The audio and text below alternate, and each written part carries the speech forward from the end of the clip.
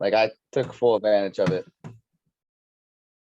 Dude, Especially being laid off, like, I was able to work on myself. you were laid off? Yeah. All right, dude. That's do you know Akira the Don? I'm recording now, by the way. Okay. Do you know Akira the Don? Did I ever talk to you about this? No. All right, we're gonna talk Akira the Don to start this stuff. You're like self-educate. You said you're Mr. Self-education right now. Yeah, well, Yeah. reading a lot of self books like that. Yeah. Dude, I got some good news for you. You're not gonna have Yeah. to read as much once I introduce you to Akira the Don. Yeah. Yeah, man. So this guy, he's our age. Well, how old are you? You're like 30 or something like the other guys? You're probably young. Yeah. He's 30. probably 28. Yeah, no, Tim. I was No. talking to Timmy. He's 28. I was like, oh my God. This Yeah, is great. me and him wrestled each other in high school. I was like, I want access to the young generation. So I was like, sweet, the younger the better. I gotta know whatever. I gotta know what's going on there. Yeah. Sheldon's young. Sheldon's like 25, 26, right? Yeah, No? yeah. He was a few years younger than me. Yeah, because Yeah. me and him were pretty good friends in school. Because I was talking to Tim about his Dogecoin, and I'm getting into all the building not crypto, building communities of value, right? And you trade digital currency rather than whatever else, like fake money. But yeah, I talk on my blog about the talent economy, and it's just about there's magic that happens with people. And that's why I had Dave on the show, right? He was the first talent show guest. Magic literally happens when people, just kind of tap into what makes them passionate, their talents, and share them. So that's this guy, Akira the Don, too, man. So he's a musician, he's an artist, he's a rapper. He's my age, I guess. He's 40. He's from the UK. And he was like a legit rapper, like releasing in the early 2000s and whatever the style was in the UK. Yeah. And he switched like sometime around 2010 into DJing.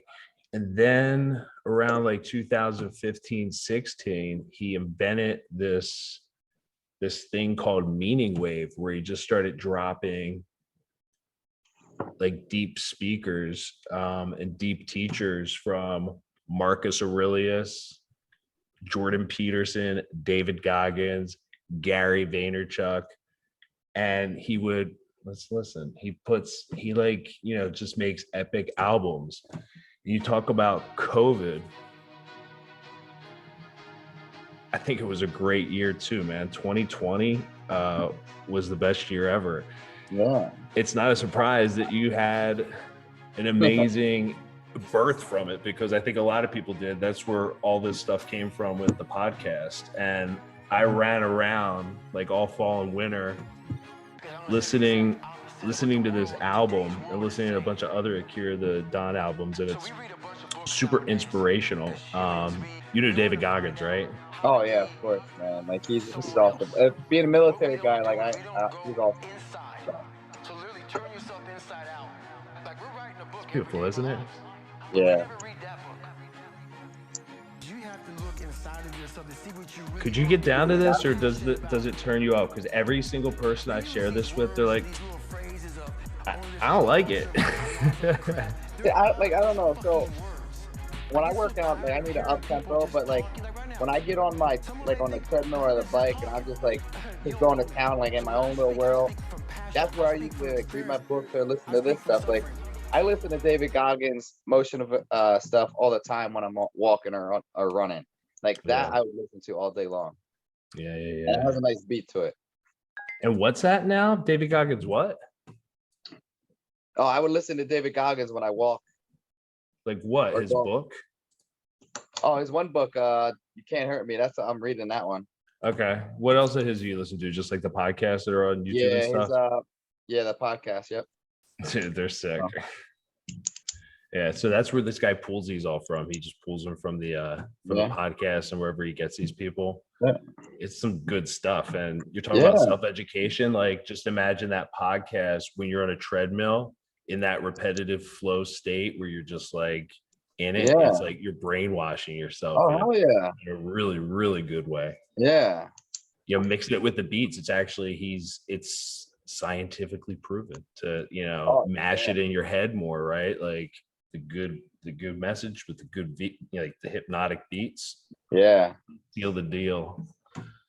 Seal the deal. So yeah, dude, 2020 was wild. That's how, like, it's funny, like I told you, like right before we kicked off, that I started editing video and audio.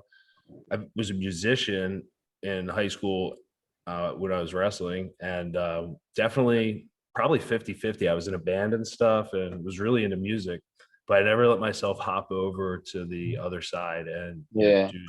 do some of the recording. Like, I was kind of always in awe of people and never took a jump, but here I am, and I'm like diving into it now, and it's like easy. Yeah. That's kind of the message too, like, with talents too, like, you got to jump into them. You got to allow yourself to like open up to them. So I wonder, You like, just gotta take that risk. so like, you got started with Viper during COVID. Was that something that maybe you've been thinking about for a while? So I've always had a passion for fitness and staying in shape. Um, and like the opportunity was just there.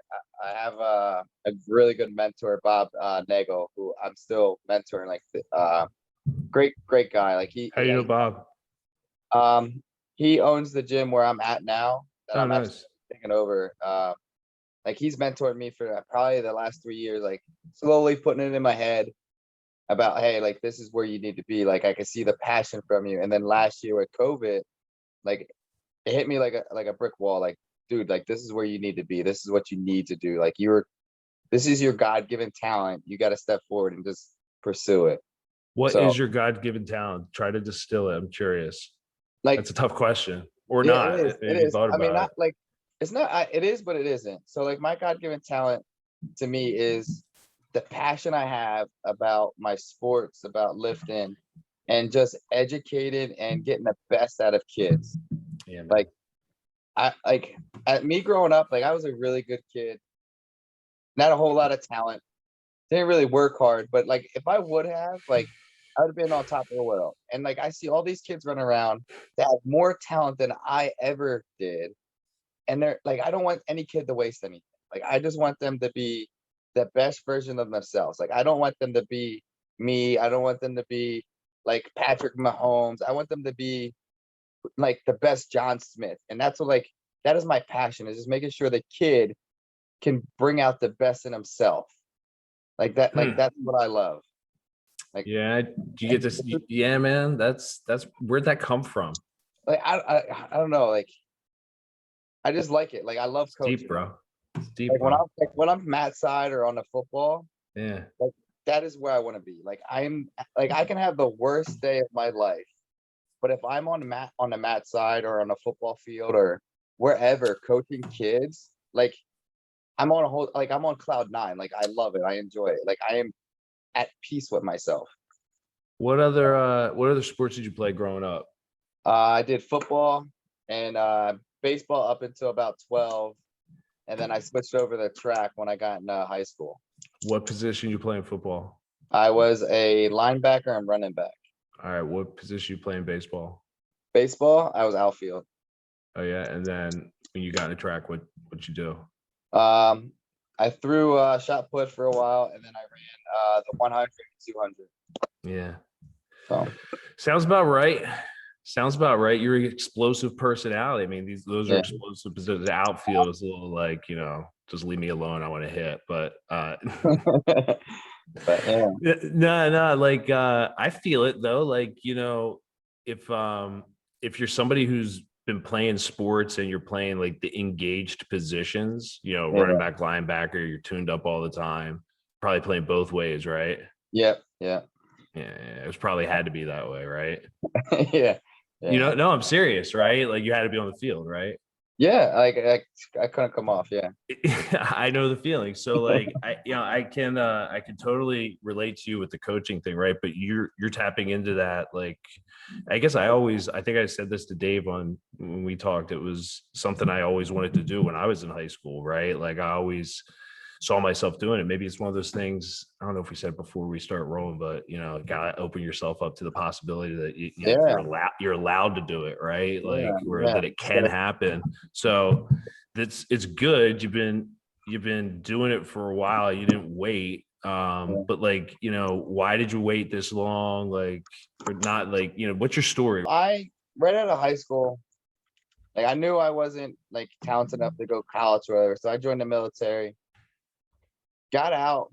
No, not really got out, but I got out of active, went reserves, and then I had kids of my own. And I'm like, I'm not like, I don't want to be that dad that just coaches their kids. Like I didn't want to be that. Like, How old but were you? then, with my first kid, I was 22. Okay. So, Like yeah, yeah, okay. And you're thinking like you're starting to plan ahead, like even with the kids just like a baby, you're thinking yeah. this. Like Okay. I don't want to be like that dad on the sideline because I think sports is the best thing for any kid. Like if they're not good at it or if they don't like it, it's just that discipline that sports gives that every child needs, Yeah. in my opinion. So Yeah. like I was always thinking that I'm like I don't want to be that dad that's daddy ball. Like oh my son's good, my son's that. Like my daughter's the best, she should be playing here. So I wasn't like I didn't want to coach, didn't want to coach. And then when my son got into flag football, they needed another head coach, Yeah. just for the kids to play. So I'm like, you know what? I'll do it just for the sake of the kids because I don't Mhm. like letting kids down. So I did it, and I didn't really enjoy it. Like to be honest with you, I did not enjoy the process at Yeah. first. Up until the end of the season, when I took a step back, looked at the season as a whole instead of Mhm. like game by game or week by week, I'm like, these kids think I'm God. Like they're doing everything I'm asking. They're playing their hearts out, not even thinking about what they're doing. Like they're just going out there and having fun. I'm like that. Like it brought a smile to my face. And then ever since then, I was like, you should just coach. Like think about coaching. Think about what's next chapter in your life. And it took me a few years to realize like that's where I need to be. Like 3 or 4 years until I made that jump into coaching. But like I love like I want to go back and change it. Like I love coaching. Like if I was told I couldn't coach, I think I would die of a broken heart. You're To be there honest. now. Yeah, dude. It's it gets you. I was bit pretty quickly, right? And Yeah. it was another challenge I saw right away too, right? Yeah. I've been in sales and leadership is in sales, and it was the same thing immediately with coaching, right? Yeah. You have a bigger impact, right? So you got to Yeah. behave differently, and Yeah. you know, as a leader in business, you don't get that feeling as like I'm God, but you better believe that you should act like that, right? Like you got to be that leader, right? And Yeah. Yeah. anyway, yeah, dude, that's cool. What do you like? What do you do like in terms of like what are like the big things for you? Like in my head, I'm thinking like how big are things like visualization and like mindset? Like what type of principles do you take into coaching today? You've been doing it for a little bit. Um, I don't know. That's a hard question. So like You visualization, better be like prepared for that for the next like yeah, important podcast. It's not just like mine. for for like life, like my career in coaching is Like that, for coaching, right? Like what do you take like what are like your what are like the key things you take in when you want to teach it? So I'll give you an example. Like when we went into spring session, Mhm. I figured this out on the way up to practice with Conrad. I was like um that first practice I said to the kids we're gonna focus, we're gonna use force, right? Mhm. um, and we're gonna and there's something else. And if we do all them, we're gonna have fun, right? So Yeah. there's those three things, and that they weren't necessarily principles, right? But I went to rally them around like Yeah. those values, right? Mhm. But like I'm wondering if there's certain things that you kind of like think are really key to bring So to a room, to bring to a general coaching relationship, or a so I like season. Yeah. me and Dave just had this conversation, I think with Adrian as well, Yeah. about coaching. So you can't just coach. You got to know your personality. You got to know who's in the room. Me, I'm a Yeah. very high tempo, um, very erratic coach. Like I'm just all over Mhm. the place. Yeah. So I like to have fun with the kids, especially the younger ones. So like I'll jump around, make a fool of myself, bring them to like get them to trust me. I don't know, just have fun with the sport, because that's what it is at that younger level. It's just having fun. Then at the junior high level and a high school level, it's just embrace what you're doing. Like, have fun, but you gotta want to do it. Like, you gotta have that will to challenge yourself to get better. So, and then one of the things I've always say, especially with wrestling, with all the kids, is before they step on the mat, I'm like, have fun, score points, and you'll win. Like, that's it. Like, those are my three things. Now with my son, I say the three things, but I also tell him I love him. Like, I don't tell the other kids I love them. Like, I do, but like, it's just weird coming from a coach, you know. But like, before my son or daughter, like, they ever step on the mat, it's have fun, score points, I love you, good luck. Like that's my main thing, is what I That's always say. wrestling. Yes. Yeah. So, It's a simple sport. Yeah. I don't like, but as far as like my philosophy, it's just have fun. Like, Yeah. do the best you can, and just listen. Like, just listen. Yeah, man. I've heard that fun word spoken by Dave a handful of times recently too, and that is what it's all about. I think it's a beautiful thing. I think it's a beautiful thing. Kids running around having fun. And it's hard to facilitate it sometimes. I'll be honest with you, man. They're hard to wrangle, especially those little guys. And sometimes there's problems, right? Like, you know, there's a lot of drama. There's a lot of drama in the room too. So that's what you got to it's not relate all. to them. Yeah. Like, I found a really good way to just relate to them. Like, just be a kid yourself as a coach. Think about you being 7, 8 years old, being in that room. Like, that's how I relate to them so easy. I'm like, how would I react if I was that age in the room with myself as a coach? Like, maybe that wouldn't be a good way to approach a kid. Like, I always keep that in the back of my head as a coach, especially with the younger kids. So I think I would try to relate to them really good. Yeah, man, that's great. And then also having a lot of older coaches. Like, I'm 30, so I always bring up my elementary coach, who's still coaching, by the way. Like, he's awesome. Coach Mike at Exeter. Nice. He's been around the sport forever. Yeah. And I take so much from him just because he's been a coach at the youth level for so long. Like, there'll be practices where I won't say a word, and I'll just watch how he conducts himself. I'm like, that's what I like about that. That's what I like. Like, I nitpick. Give me an example. Like, what's something he does that sticks out? So, man, put me on the spot there, but that's all right. Maybe there's nothing. Like, I don't know. Maybe it's a general thing. So, like, the way he just controls the room, like, he has a loud personality like me, and I think that's where I get it. Like, a lot of my coaches I like have that personality, so I think maybe that's why I'm that way. But like, as soon as he enters the room, like, he'll yell like, "Hey, what are you doing?" And then he grabs all the kids' attention, and then right from there, like, it's like a locomotive. Like, he just steamrolls it right into practice that way.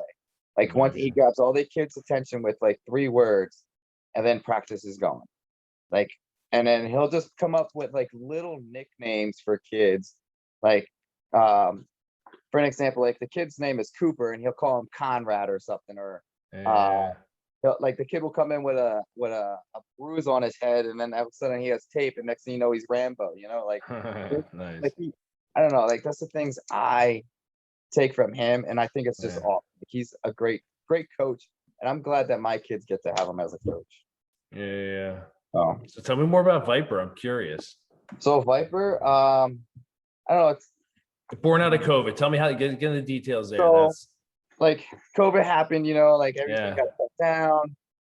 And up here, like, there's a lot of kids who like to stay active, you know, like, they like to, especially with Exeter Wrestling. Like, we have our own little training session with Bob Nagel did it. Well, everything was shut down. They couldn't do it. So I just put it out there like, hey, if any kids wants to work out, I have a nice yard. I have some equipment. Just come over, and I'll just, like, give you a nice workout for an hour or so. So I had a handful, posted some videos on Facebook, and Adrian actually said, hey, dude, like, you could do something with that. Like, you should start your own camp. And like, that's where gear started grinding. They started clicking. Yeah. And I was pondering, I'm like, dude, it's like, and I'm like, we're in the middle of a pandemic. Like, how am I supposed to start something? Yeah. And I'm like, sounds like perfect time. Yeah, it was like a perfect storm without seeing it. Like you're in a big Yeah. dust storm, and you're like, oh, this is beautiful. So I'm like, I don't know. Just So started you like, weren't around for 2008, man. I was. I should have done that earlier. I got to live through that, dude. So it yeah, was I think I missed. I think I was too distracted by all the crap going around. yeah, I definitely, as soon as everything started to hit the fan, even before, it was just like, all right, this is gonna be great. yeah, In the weirdest, most unfortunate way, yeah. obviously, but go ahead. Yeah. But so I started thinking, talking with my wife, obviously asked other coaches and all that. And I was like, I think I could do it. Like I can Of honestly course do you this. I could. just gotta step up and Did just you ever hold yourself do it. back from doing that before? Like, have you been trying to open up a gym in your head and just didn't jump for it? No, like that was Nah. never a Okay. possibility in my mind. I Okay. tried several other like businesses that open up, but like never that. What else you do? Like I like tree work. I like doing Oh, nice. automotive. I tried doing like a junk removal thing. Yeah, So nice. like I fell flat on my face on all of them. How good are you with computers and stuff? I am absolutely horrible. Um, Really? if yeah, like I don't know. If I was a virus and I touched the computer, it'd be shut down. Like I'm You're not the kidding. virus. Yeah, it's horrible. Yo, Um, would you let me would you let me, were you open to the possibility of being good with computers because you're going to need to be to be a absolutely. better Like to be a better coach? absolutely. Absolutely. Like, Like I'm all for it. Like I love learning. you As much got to, as man. as much as I hated it when I was in school, I absolutely love it now. But that's how I I got I yeah, moved forward with Viper. I'm like how do I do this? Like what do I need? Went to Bob Nagel and he was like, this is a certification that I recommend. It's one of the top of the lines. I did all my research on everything, ISSA, the ACE, going back to school for you got it. Okay. something like all that. And then finally I just pulled the trigger, got my cert, did everything, and then just coming up with a name was the next hardest part. It was like, what am I gonna name it? Like, and I'm so entangled with Venom. I wanted to do something like with snakes. Yeah, yeah. I'm bouncing around with things, talk to Dave. Um, I think I threw like probably 2 dozen at Dave. Like, dude, like I can't think of anything, nothing's ringing. And then he comes back with one text message. Like I'm not exaggerating or anything. One text message, and it was Viper Fitness. Nice. And I'm like, that's it. That's Like it. that's it. Like that's all I need right there. Like I'm like, thanks, dude. Like you're fantastic. So that's where I got the name. And then I just started playing around with logos with teeth and all that. And then that's where my logo came from. So and then obviously it's where I'm at now. Like, just slowly improving, doing what I'm good at, not just doing things, like sticking with my specific category of fitness and just going after it.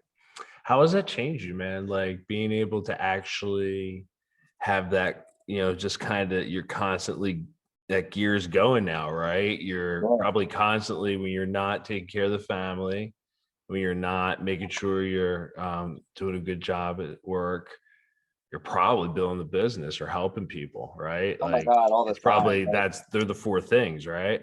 Yeah, so I listen to a lot of Eric Thomas, which I'm pretty sure you've heard of. No, I haven't. Who's Eric Eric Thomas. Thomas? Wow. Huh. He's another motivational speaker. Like he's fantastic. Like you got to check him out. Yeah, But like dude. he always talks about the Put a phone. grind. Like you Yeah. got to grind.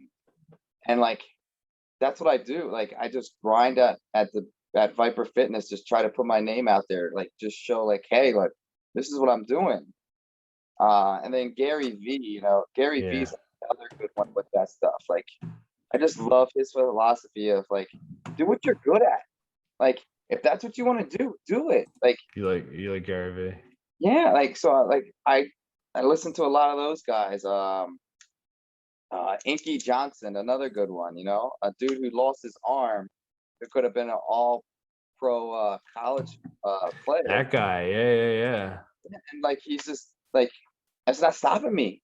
So like that's my big thing. Is like I'm not stopping. I'm gonna keep going. Let's Just go, gonna man. That's right. You gotta listen, dude. Let's go. It's true. Just like Gary Vee says, hold on right here. Come on, hold on. Akira. This is a good one, dude. You're gonna like this. We'll listen to this for a second and get back into the conversation.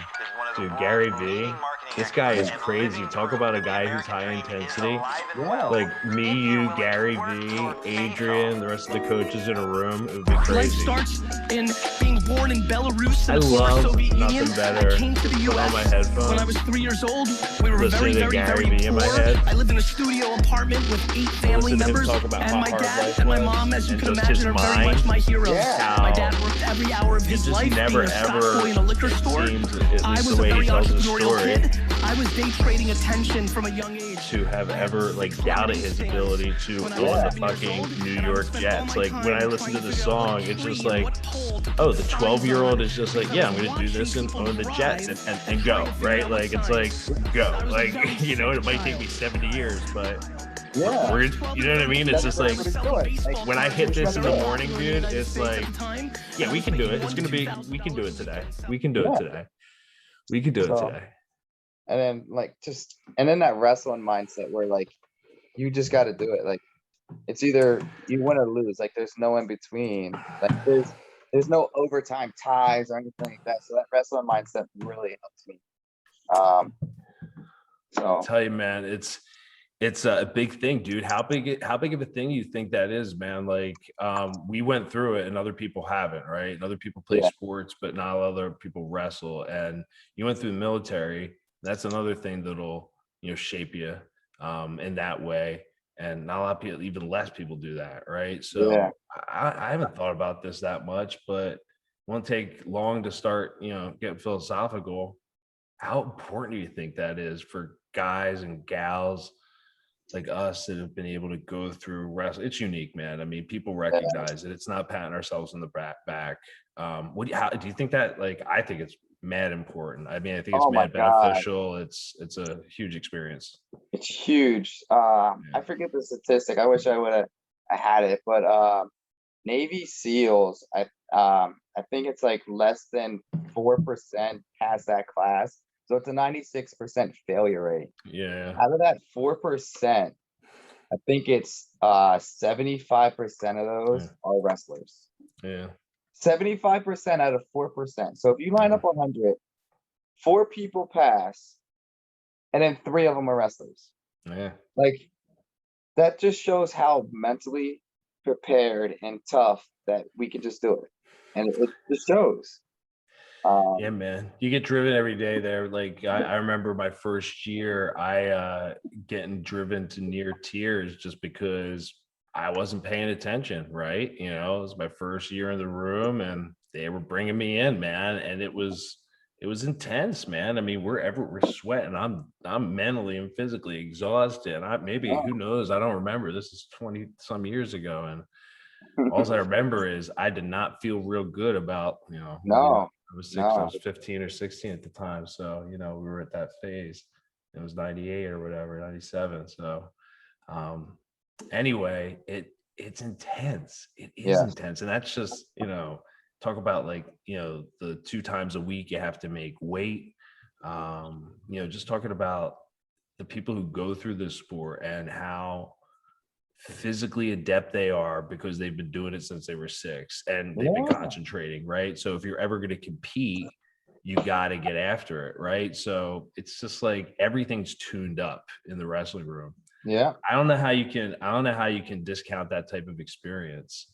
How do we help like one of the things I was thinking was how can coaching become more of a thing people like dads and moms talk about? Because I think there's a lot of what goes with coaching, what goes with, you know, that whole mindset, right? Whether it's from wrestling or anything else, you got to bring that grind, go out there, have fun, score points, right? Yeah. Like you have to have these things, right? I don't know. I'm starting to ramble, but go ahead, step in. No, like you're right. Like you just got like, I don't know, wrestlers just have it. And it's one of those things you can't teach, but you can learn. Well, how do we no, but no, man, because that's the passion, right? That's your talent, right? Like it is that it's that like intensity. It's like, well, okay, Jason can do it, I can do it, right? Like, all right, I'm going to show up. Like, how do we get more? That's what I was getting at. Like, how do we? Because Dave talks about what he's doing to bring in more coaches. Like, what's going on with Sean is great. Kid is keyed in. Everybody's rallying around to develop him. He's a young dude, and that's just this session, right? I'm excited, right? Like like for me to see that as like kind of a part-time guy coming in to see kind of Sean as like a kid who's looking to be a coach like you guys, right? He's 18 years old. It's like really cool to watch. So I guess I'm thinking like more, broad about like, if people were exposed to what we did and they could get educated, to think about how you like self-educate, right? Like how do we touch more people with this, right? I don't know. That's be good. You know what I mean? Like, like just sitting around. Sometimes we spend a lot of time talking about the kids after practice, right? Like talking about like, how do we do better as coaches, like getting tips from each other. Like, hey, I did that. Hey, I mean, that's like real development work, right? And we're constantly like we just had that today. Like Coach Laura, she's never wrestled, but she has two daughters to do, and she's our only female coach at Venom. So tonight I'm like I've been running it, Dave's been running it, Coach Rory's been running it. I'm like, Laura, it's your time. Like, you've been here long enough. Like, let's see what you got. She was like, she's off to the side. Coach Dave stepped in and helped her, but it's like, and you can see that she was a little uncomfortable, but as wrestlers, like that's what you have to be. Like that's where you grow, is when you are uncomfortable. Like my one high school coach said this all the time. He still says it. You got to be comfortable being uncomfortable, and that's where you grow. So for Coach Laura to have that little opportunity to be uncomfortable and see like what we do as like not the head guys, but the guys who like run the practices those nights. It was good for her to feel that, because now it gives her that little feeling in her stomach next time, like, oh, I can do this. Like I gotta be more comfortable with it. I just gotta go after it. So hopefully in the next few months here, Coach Laura can start picking up and run a room herself, because that would be an awesome thing to do. Like just to see that from her coming in, not knowing anything of wrestling, to now being able to run a practice. Like that would be satisfying for me as one of the coaches who helped her get there, So. I mean, you just mentioned it, like Laura came in, I'm coming in. So there's people coming in that weren't coaches, right? That are learning. Like it's helping me as a parent, dude. Like I've only engaged one 7-year-old, right? Like a lot, right? So being able to hang out in the room and get the experience more of them, what they're like, how they operate, it normalizes my subtle, you know what I mean? And then you're learning how to deal with them in these high stress situations 2 nights a week, right? Like gets easier to have fun when it becomes more the norm, right? When you're hanging around them more. So it's a blessing. It really is. Like I was thinking about on one of my runs, like coaching is as parent coaching, right? Like coaching experience as a way to coach parents. Or as a way to develop parents. It's something that people should get involved in, right? Oh my God. Like I share stuff all the time from I think it's Coach Lessie on Facebook once in a while, but like he'll have these things where it's like, hey, sports parents, like if you want to have your little Johnny do something, like let him listen to coach. Don't dictate what little Johnny's doing after the coach tells him something. Like step back and let coaches do what they do. Right. Like, and my big thing lately is when kids are messing around, is like I give them that little spiel, like, listen, like your parents pay a lot of money for you to be here. Coach Dave, Coach whoever, you, Adrian, Tim, Sheldon, whoever's in the room, like we're doing this for free. We're doing this out of the love of our heart for the sport. For you, like for the kids, I'm like, don't be messing around. Like take responsibility of what you're doing, and just let us guide you. And again, like don't disappoint your parents. Don't let them waste that money on you because they love you. They want you to be in the restroom, and you're wasting it. And that goes back to what I'm saying about guiding kids, like just getting the best out of them. Like I don't want them to waste any talent. Like, I don't care if they don't have any wrestling talent, but they have some kind of talent in them that one day they'll look back and be like, man, Coach Jason was right. Like, I have something. So Yeah, I do like telling the kids how great they are, right? Like you do get an opportunity just to encourage them, and it means a lot, right? Like yeah, it means a ton. They might not show it and stuff like that, but I remember, because people don't do that, right? Like a lot in your life, right? yeah, Think about it, dude. It's a shame, but I'll tell you where they get a lot of it. I'll tell you, they get a lot of sincere pats on the back, and dude, that was great, man. You're really improving. Like, you've come a long way. Like, they get that all the time, and it's sincere. And we also work with the kids who aren't, right? Like, hey, man, what's going on? I see you're not picking things up, man. Let's talk about it. So tell me yeah. about how you're like reaching kids. Like, I think this is like, when you talk about, like, that's my whole thing, right? If you can know who you are early in life and be super, super comfortable with it, and know that whether it's the naysayers, or it's difficult, or there's a bump in the road, or God forbid, a major tragedy, you just got to keep plowing and be true to yourself. Like, Yeah. everything else is a distraction. So, that's the thing, right? So how do you do that as a coach? Like, besides just the attaboy, like anything else, like I about don't know, like coaching, like, you know what I mean? Like, a I don't lot know of, if like a lot that's a of, question, like how do you do it as a coach? But like, I don't like, I'm what fine. is there anecdotes, like, or go ahead. Little one-on-ones, like maybe give them Yeah. a little extra attention, or like if, especially if they're struggling on something, like I'll use the kid in the weight room who just wants to lift weights. Like, he just Mm, wants to get strong, but he's just struggling at like 75 pounds and just struggling. Like, dude, if you do this 5 times, next week you do it 6. Like, that's an improvement. Like, right. you did 70 pounds once. So 70 times 5, 7 times 5 is that's 350 pounds you did. Right? You add that one more time, dude, you're Perspective. like, Yeah. it's huge. Like, that's a Perspective. huge Yeah. improvement. It may be one rep to you, but Yeah. over time, one rep every 3 days, that's huge improvement. Like, and it's got to be that uh crawl, walk, run. Like, Mhm. that's how I teach it. If you're not getting it, we're gonna go back to the basics. So we're just gonna spend one-on-one and just go from there with you. Yeah, And the then way you get, go ahead. oh, I'm sorry. No, no, no, no. no, you're good.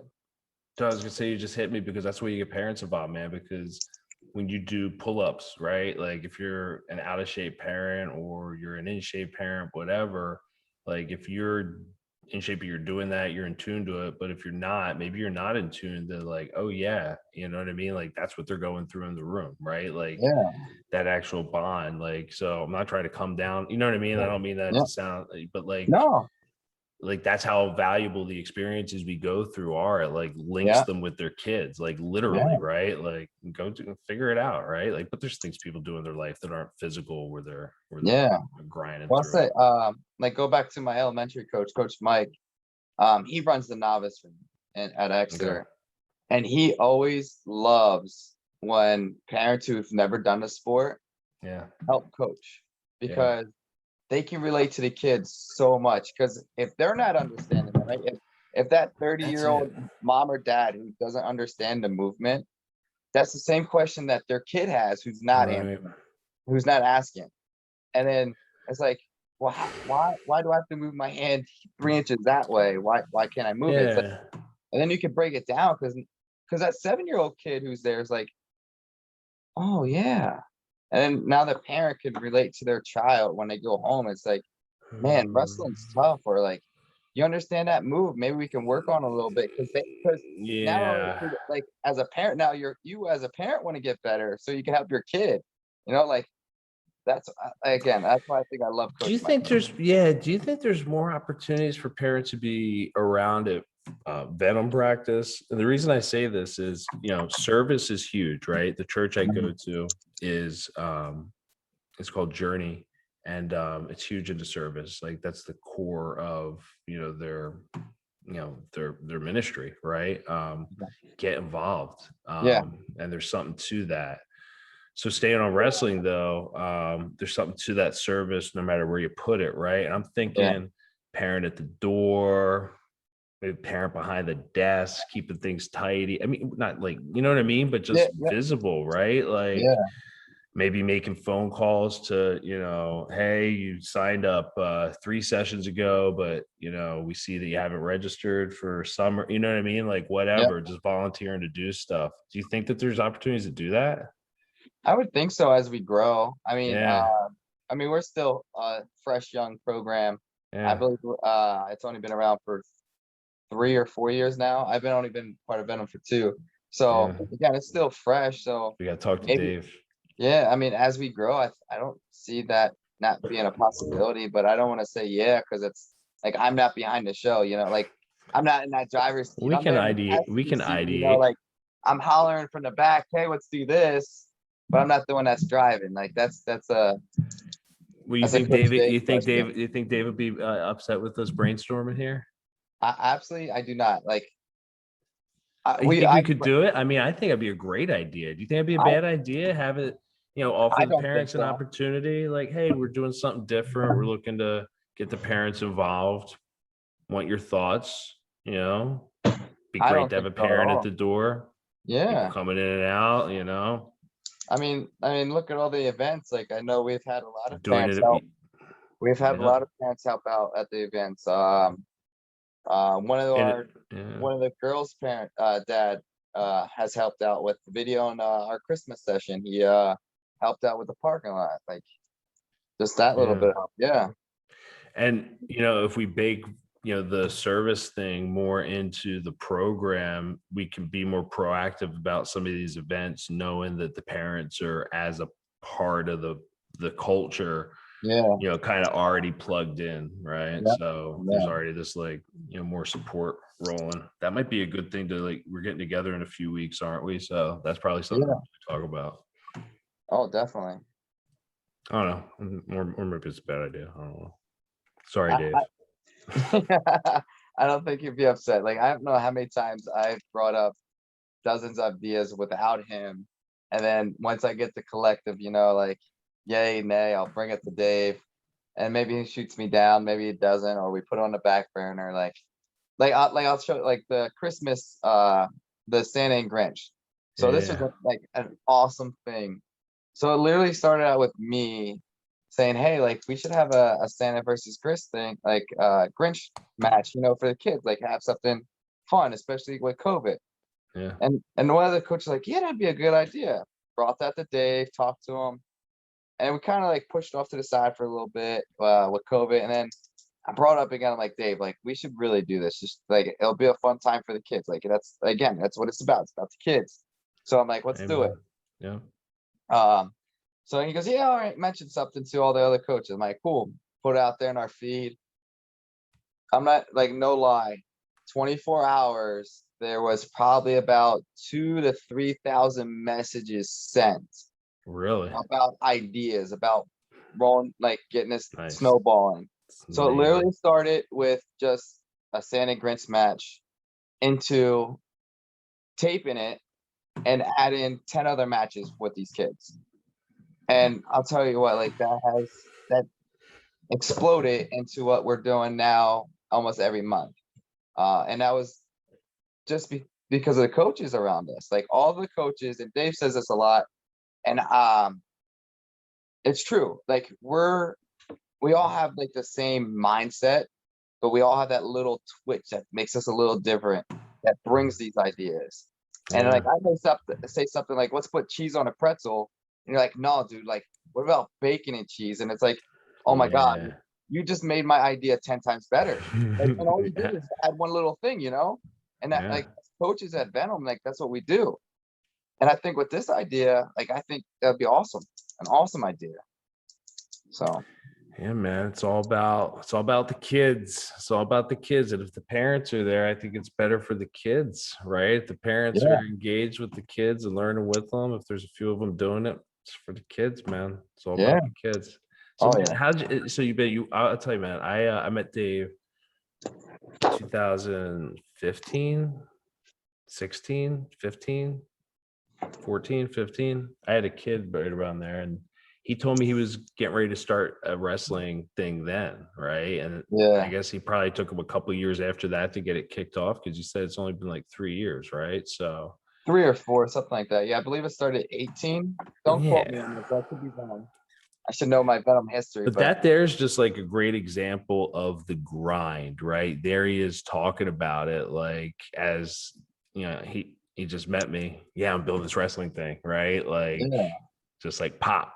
And I remember that from him, right? Like, so you work with him a lot, right? Oh my God. Like, I don't want to say I'm his right hand man or anything like that, but I talk to Dave a lot. Like, I know Yeah. probably all the other coaches will probably say the same thing because Dave likes to know what I what don't his talk to coaches him at are all. thinking. So you don't have to worry about me. Um, well, No, but I I'm know only other joking. coaches are. So like, I don't know. He's just a good, like, a facilitator. He's a great facilitator in that aspect with him, especially with that. And then like he has this vision, and he's very selective on who he brings in as a coach, because like in order for anything to have success, like everyone's got to have be on the same plane, like, same level, and they got to have that same vision. They got to. And Dave is very selective with who he brings in. Make sure that your vision's the same as his or something very similar, and you're got to bring something else to the table. Like, you just can't just join Venom because Venom's the best in the county. Like, no, like, what do you bring in? What can you do to help these kids or help the program improve? And that, like, Dave's fantastic with that. So, and you can He's see all it, like, right. Yeah. 4 years, we're in our own building now, Yeah. so Nah, man, I think it's a beautiful thing. I want to put as much wind behind the sails as I absolutely can. Like when I have these ideas, it's maybe they're grand, but let's not have them float out there, right? Let's execute yeah. on them. Who says why not? What was that? When the Eagles won the Super Bowl, why not? Why not us? Or like something like that.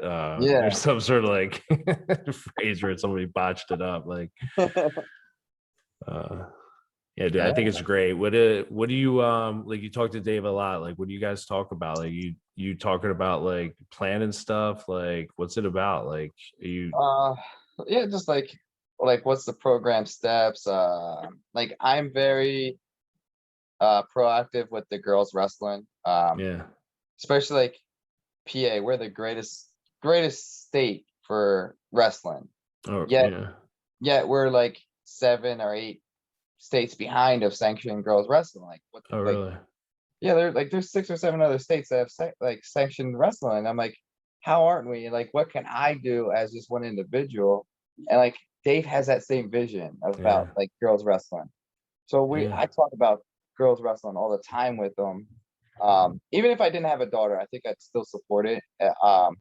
But like we talk about that all the time about like what can we do to help schools get girls into wrestling? And Friday nights is where we're doing it. Like, we have kids from Exeter, Hamburg, Muhlenberg. There's a few from Wilson. Um, man, I think we have That's one great, from man. Fleetwood, some from Reading. Like, we are all over in Friday nights, ranging from the ages of 4 to 8, like 15, 16. So we got kindergartners or preschoolers right next to like 9th and 10th graders, girls. And it's fantastic. And that's what's growing the sport of wrestling, especially in the girls section, which I can't wait until more schools have it, because it's a great opportunity that girls are missing. Yeah, I didn't know that it was lacking in PA, man. That's disappointing to hear. Yeah. I mean, I guess somebody's gonna have to do something about it. If you know anybody, I don't know. We're trying. So you mentioned you want to get better at you're doing some self-education. You want to get better at writing. Yes.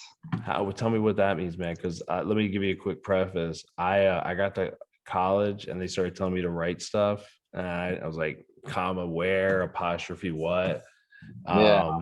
and it was it was a smack in the face. Like I was like, holy shit, I actually graduated high school and I can't write. Like this is bad. Yeah. Like I grew up in like when I was in high school, I was like the first generation to pull like papers off the internet before they had tools to catch you, right? Like, Yeah. you know, like in the 90s. So yeah, what was I talking about? I lost my train of thought, man. It's getting late. Writing, I was going to the writing. Yes, we're writing. Yeah. So So what's up? What's your story with writing, man? Because I got like, good at writing. I ended up being an English major. I'm a nice. writer now. Yeah, like I call myself a writer. So Nice. I don't know. Yeah. Like I'm Not that horrible that at means grammar. anything, but Horrible at grammar. Like I don't know where commas, apostrophes, all that other good happy stuff goes. Like I'm awful at that. None of that. Like I can't spell. Like there's words where I'm like I like Google whatever or spell check all the time just to make sure I'm spelling things right. Like I'm just one thing that when I was in school is I always thought I was going to work with my hands. Like I always just thought I was just going to be a welder or a mechanic. You know, I didn't need to learn how to spell. Like what is that going to do for me? Not thinking that I would have a career change somewhere between that like that's very important to what I do. So yeah. like now I've been like really just trying to brush up. I'm like a fifth grader now. Like have flashcards, you know, like Get out of playing here, man. you know, like just doing stuff like stupid stuff like that to help myself, or That's funny.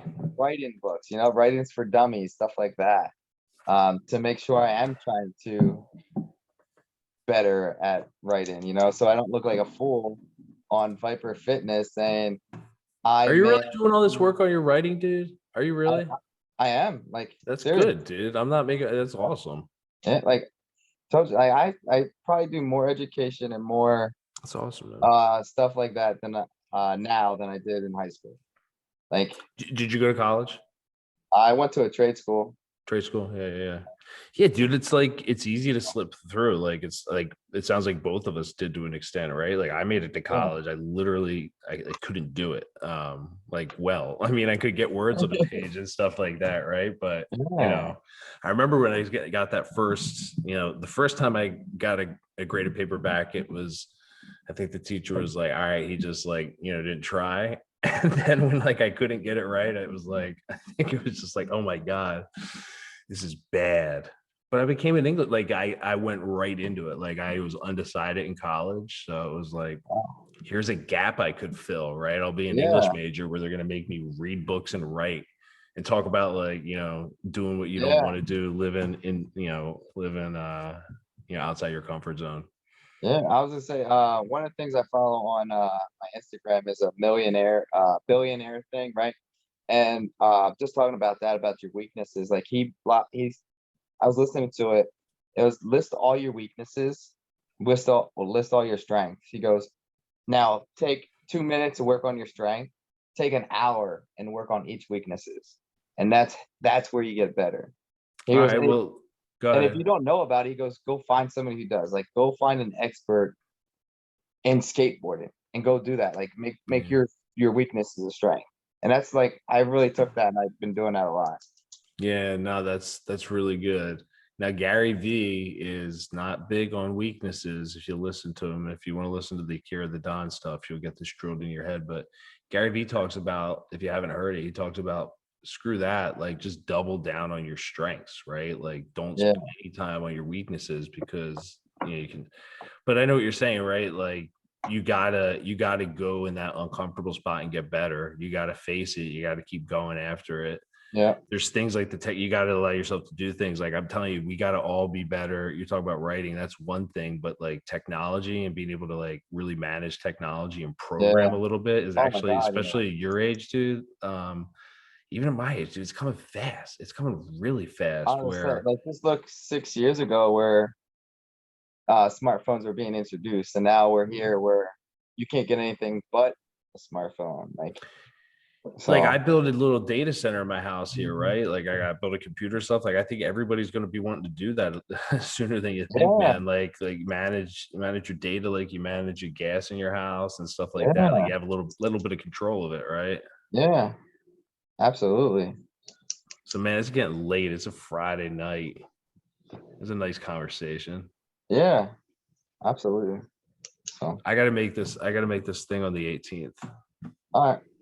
I gotta make this thing on the 18th. We're I gotta get together with y'all. No. Is that fun? Yeah, absolutely. Yeah, you sure? Yeah. Oh my God, yeah. Loved it. Dude, I'm gonna give you one more of these things. All right, See cool. this guy right here? Naval Ravikant. This is the one you're gonna listen to for your next run. All right. Cool. I'm gonna send you a YouTube link. This guy, this is basically an hour-long album, hour and 15 minutes long, and every song talks about like different philosophies on business and getting ahead and all in the new economy, right? Yeah. So it'll introduce you to different things on dude, this is like one of the coolest albums I've ever heard. We'll end the talent show with Take Risks by Naval and Akira the Don here, dude. I love this stuff. So this one just talks about risk. You know, we talked about that with wrestling and everything. So it's pretty appropriate. Accountability. We know a little bit about accountability as wrestlers, don't we? Oh, yeah, a little bit. And leverage. To get rich, you're gonna need leverage. Leverage comes in labor, it comes in capital, or it can come through code or media. But most of these, like labor and capital, people have to give to you. For labor, somebody has to follow you.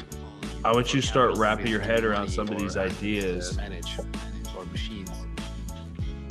Because he talks about the traditional forms of how you had to get capital, which is risky. And which is risky. The way you do it now is not by having people reporting to you or even money, right? Like, yeah, it's software, it's ideas, it's actually being accountable, right? And that gets into the talent thing, right? I'm accountable for who I am. There's a risk in doing that, right? There's a risk to be humiliated.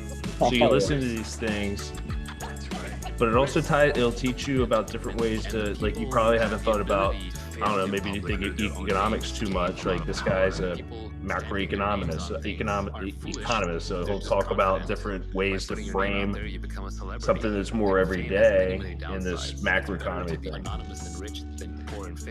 But like, while you're lifting and you're zoning out and you listen to some of these things, dude, it's really fun. So if you're into learning, oh yeah, training socially is telling us to not stick our necks out of the crowd. If the tall poppy gets cut, don't stick your neck out. I like this. But clear accountability is important. You know, like, and that's a big thing, dude. Like, and we talk about that in the room too, dude. Like, you want to stick out. I mean, I don't know. I mean, we could really take risks, man. If you want to be the state champion, man, you're gonna have to take risks and stick out. What I mean by that, you're gonna have to be the guy with the bag over his shoulder, standing at the front door because the wrestling room's locked because the coach ain't even there yet. The janitor didn't even show yet. You know what I mean? Yeah. Like I say this to my my son. So Austin DeSanto graduated from Exeter. He was our first and only state champion. Oh, really? Yeah, that was in 2017. Okay, wow. My son Colt, his goal at 7, now he's 7, his goal is to be a 2-time state champion so he can beat Austin. Like, he's a competitor. Like my son Colt, like, he's just a pure competitor, doesn't like losing, takes everything to heart, like does everything he does. Like, I sat down to him, like, I'm talking to a 7-year-old like he's 35. Like, these are the steps that you need to take if you want to be that 2-time state champion, you know? Like, and I don't know, like, he's just so mature and so embracive of that culture. When did you have this conversation? I don't know, probably last year, like right before COVID. Like, I was in the middle of the wrestling season. Like, he just turned to me and goes, I want to win. Like, I want to be a state champion. I'm like, dude, like, what, like, where are you coming from this? And like, yeah, I want to be a 2-time state champion. I want to beat Austin. He goes, yeah, go ahead. Like, we talked. Like if he was 35, like, all right, if you want to do this, like, this is a long road. Like, you got to know what you want to do. Like, you got to enjoy wrestling. You got to enjoy lifting. You got to be number one in the room and in school before you can even be on the mat. And like, he embraced it, and he's strives at everything he does. Like he's not satisfied with being in second. If he's in second, it's the worst day of his life. Like he'll have competitions with himself. Like if he's tying his right shoe faster than his left, he wants to make sure his left shoe gets tied faster than his right next time.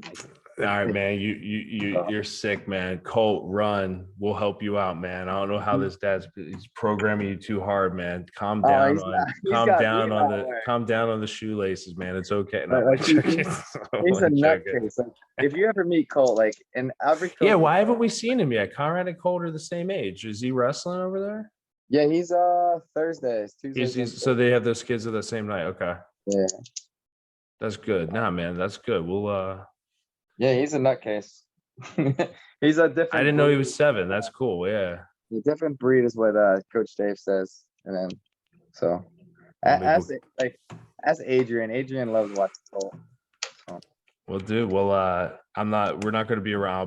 I'll be a standby this summer. It breaks my heart. All right. It's my heart not to be on like a main coach's thread on the I was like standby thread. I guess it's it's where I'm at. Yeah. But like I'll be harassing y'all for like to come up and do videos. And I was thinking like, oh yeah, we want to I'll probably do some videos and ask you guys to do some more videos, not just of executing moves, but just random videos.